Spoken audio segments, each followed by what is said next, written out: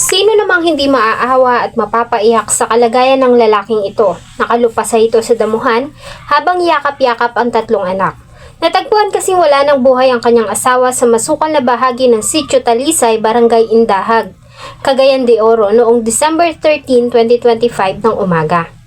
Sa labis na pag-iyak nito ay damang-dama ng mga taong naroon ang labis na pagdadalamhati nito sa pagkamatay ng kanyang asawa. Subalit makalipas ang ilang oras na imbestigasyon, ang lalaking una nang nakitang umiiyak ay siya ring lalaki na inaresto ng mga pulis ng Police Station 2 ng Cugon, Cagayan de Oro City. Isasaksak ang isang ginang sa Cagayan de Oro City. Ang suspect, sarili niyang mister na palagi rin daw pala siyang sinasaktan. Para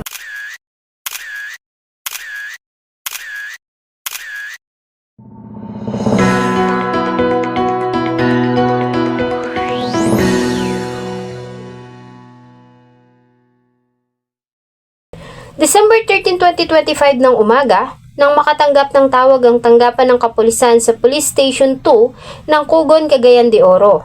Tungkol ito sa natagpuang wala ng buhay na katawan ng isang babae sa masukal na bahagi ng Sitio Talisay, Barangay Indahag, katapat ng Santo Niño Chapel sa kanila pang nasasakupan. Kasama ang team ng Scene of the Crime Operatives, ay agad na tinungo ng grupo ang location. Bagamat walang masyadong kabahayan sa area ay madami ng tao na nasa paligid. Lahat sila ay nagnanais na malaman kung ano ang nangyari sa biktima.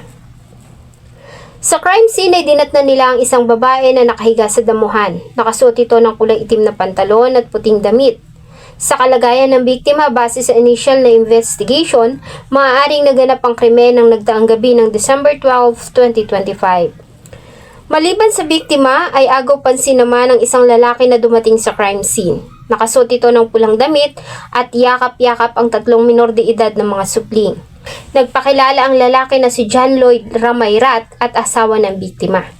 Ang biktima ay kinilalang ang 37 years old na si Gracelyn Agravante Ramayrat, isang call center agent. Habang pinoproseso ang crime scene ay sinubukan namang kausapin ng investigador ang asawa ng biktima para sa ilang impormasyon. Bagamat nahihirapang magsalita dahil sa labis na pag-iyak, ay nagawa naman itong maisalaysay ang pangyayari. Ayon kay John Lloyd, noong gabi ng December 12, 2025, ay naglalaba ang kanyang asawa na si Gracelyn sa labas ng kanilang bahay. Habang siya naman ay nag-aalaga ng kanilang anak hanggang sa hindi na niya namalayan ay nakatulog siya. Paggising ay hindi na niya matagpuan ang asawa. Wala din umano siyang idea kung paano napunta ang asawa sa Sitio Talisay at kung sino ang maaaring gumawa nito. Si Gracelyn ay tubong Kibawe, Bukidnon. Nang magtapos sa Ateneo de Cagayan ay nagtrabaho ito sa Cagayan de Oro, kung saan niya nakilala ang asawa na si John Lloyd Ramayrat. Bagamat mas bata sa kanya ay nahulog ang loob ni Gracelyn dito hanggang sa tuluyan na nga silang magsama at magpakasal. Di kalaunan ay binayayaan naman ng dalawa ng tatlong mga supling. Dahil may kalayuan ng Bukidnon sa Cagayan de Oro, ay sa Cagayan de Oro na nanirahan ng pamilya. Dito kasi nagtatrabaho si Gracelyn bilang isang call center agent sa Synex Concentrix, isang sikat at malaking BPO company sa Cagayan de Oro. Habang nagtatrabaho, ay si John Lloyd naman ang nanatili sa bahay para mag-alaga sa kanilang tatlong mga anak. Sa initial findings ng SOCO, nalaman nila na si Gracelyn ay nagtamo ng 12 mga saksak sa iba't ibang bahagi ng kanyang katawan na siyang naging dahilan ng agaran nitong kamatayan. Base sa sugat na tinamo ng biktima ay maliwanag na labis ang galit ng taong pumaslang dito. Maliban dito ay nakitaan din nila ito ng mga sugat at hiwa sa kanyang kamay, sinyales na nagawa pang manlaban ng biktima. Maliban dito ay ilang mahalagang ebidensya pa ang nakalap ng SOCO sa crime scene tulad na lamang ng isang pares ng tsinelas na may mga mantsa pa ng dugo na siyang hinihinalang pagmamayari ng suspect. Isang kulay gatas na hoodie na may mantsa ng dugo at isang dugo ang panyo. Habang ginagawa ang investigasyon ay natuon naman ang atensyon ng mga investigador sa umiiyak na si John Lloyd. Bilang bahagi ng protocol, una sa mga iniimbestigahan ay ang immediate family. Sa pagtatanong ay ilang impormasyon ang kanilang nakalap. Nalaman nila na ilang beses nang nirereklamo ng biktima ang asawa dahil sa pananakit nito at pang-aabuso. bagamat paulit-ulit itong pinapatawad ng biktima para sa kapakanan ng mga anak. Dahil dito ay muli nilang tinanong si John Lloyd na kapansin-pansin ng pagkabahala. Sa pagkakataong ito ay tinanong nila si John Lloyd kung kilala niya kung sino ang may-ari ng mga gamit na natagpuan sa crime scene at dito ay nagbago ito ng kanyang salaysay.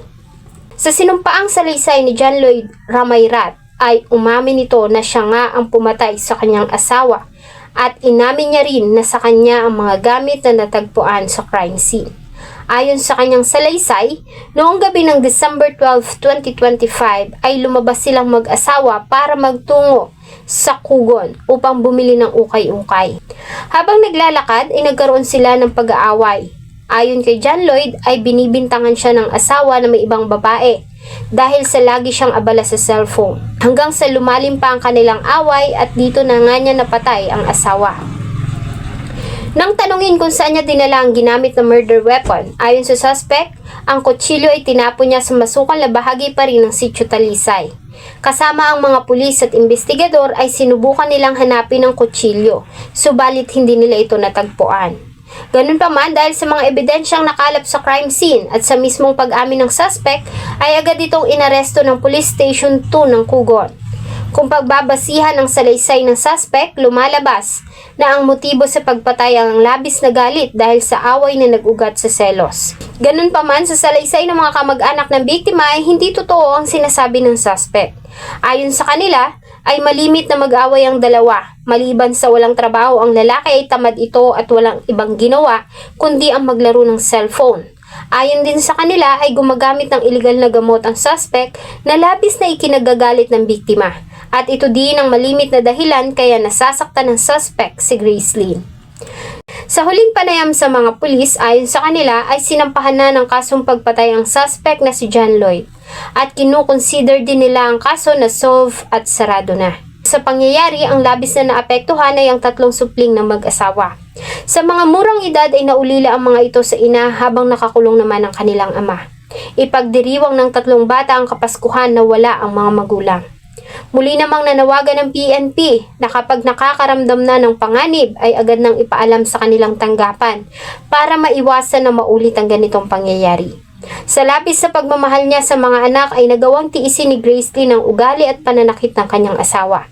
Sa pagnanais niya na mabigyan ng kumpletong pamilya ang mga anak, sa huli ay ang mga ito din ang naulila.